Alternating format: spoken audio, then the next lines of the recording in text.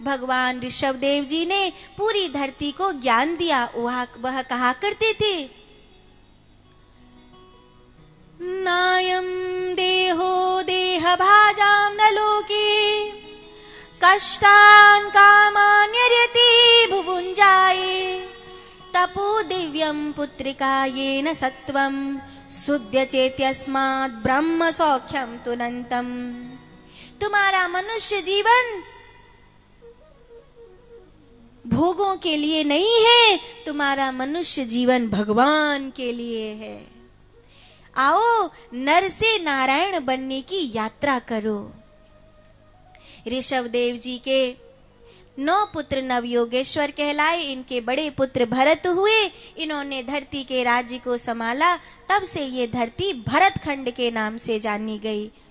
बाद में भरत जी ने अपने पुत्र सुमति को राजगद्दी दे दी। स्वयं जाकर वन में भजन करने लगे, किंतु एक मरते हुए हिरण के बालक को बचाने में उनका मन फंस गया और उस हिरण के बालक को बचाकर उसे जंगल में छोड़ देना चाहिए था, लेकिन उसे घर में रखने की भावना हो गई।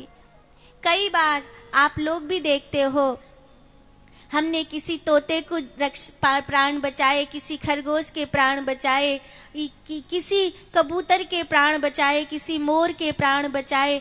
मन करता है ना इसको घर में रख ले, कितना प्यारा सा इसको घर में रख ले, अब तो ये ठीक हो गया। लेकिन ऐसा नहीं करना चाहिए।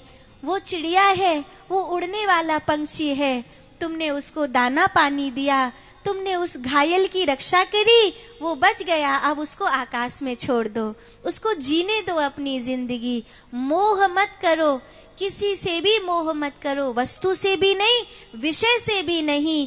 ये बात समझाने के लिए लीला हुई और इस लीला में भरत जी को अगला जन्म हिरण की देह में लेना पड़ा, तथापि और अगला जन्म एक ब्राह्मण के घर में मिला।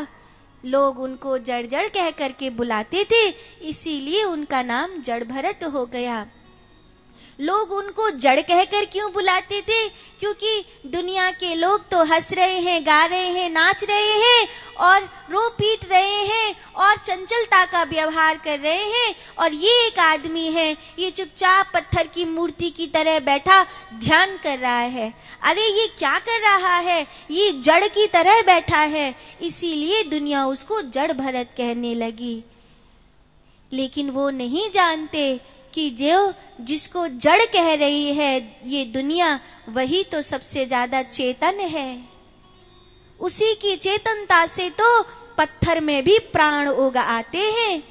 आपने देखा है, कोई मंदिर में मूर्ति बिठानी हो, जैसे यहाँ राधा कृष्ण का मंदिर जब बन के पूरा हो जाएगा, गुम्मद बन जाएगी और जो सब भव्यता हो जाएगी, तो जब राधा कृष्ण विराजमान होंगे तो आचार्य मौजूद किए जाएंगे, विधिवत प्राण प्रतिष्ठा होगी और वहां किसी संत का, सन्यासी का आगमन करवाया जाएगा। जितने संत बुला सकते हैं उनको बुलाया जाएगा, क्योंकि न जाने किस संत की आंखें ऐसी पड़ेंगी और उस पत्थर में प्राण आ जाएंगे। प्राण प्रतिष्ठा ऐसे ही होती है। इसीलिए तो जब कई बाजार से लड्डू गोपाल लाते हो, राधा कृष्ण लाते हो, तो उसे किसी संत के हाथ में देना चाहिए, उस मूर्ति में प्राण प्रतिष्ठा हो जाएगी। ये जड़ दिखता है, लेकिन ये जड़ महात्मा जड़ नहीं है, ये जड़ में भगवान को बुला लेने वाली ताकत रखता है। गांव के लोग क्या जाने, अरे